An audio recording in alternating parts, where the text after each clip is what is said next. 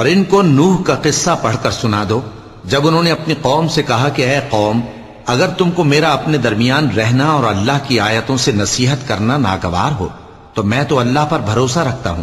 تم اپنے شریکوں کے ساتھ مل کر ایک کام جو میرے بارے میں کرنا چاہو مقرر کر لو، اور وہ تمہاری تمام جماعت کو معلوم ہو جائے اور کسی سے پوشیدہ نہ رہے، پھر وہ کام میرے خلاف کر گزرو اور مجھے مہلت نہ دو۔ اب اگر تم نے منہ پھیر لیا تو تم جانتے ہو کہ میں نے تم سے کچھ معاوضہ نہیں مانگا، میرا معاوضہ تو اللہ کے ذمے ہے، اور مجھے حکم ہوا ہے کہ میں فرما برداروں میں رہوں۔ پھر ان لوگوں نے ان کی تکذیب کی تو ہم نے ان کو اور جو لوگ ان کے ساتھ کشتی میں سوار تھے سب کو طوفان سے بچا لیا اور انہیں زمین میں خلیفہ بنا دیا، اور جن لوگوں نے ہماری آیتوں کو جھٹلایا ان کو غرق کر دیا۔ تو دیکھ لو کہ جو لوگ ڈرائے گئے تھے ان کا کیسا انجام ہوا۔ پھر نوح کے بعد ہم نے اور پیغمبر اپنی اپنی قوم کی طرف بھیجے تو وہ ان کے پاس کھلی نشانیاں لے کر آئے،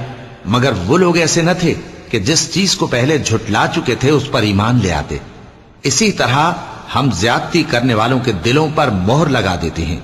پھر ان کے بعد ہم نے موسیٰ اور ہارون کو اپنی نشانیاں دے کر فرعون اور اس کے سرداروں کے پاس بھیجا، تو انہوں نے تکبر کیا اور وہ گناہگار لوگ تھے۔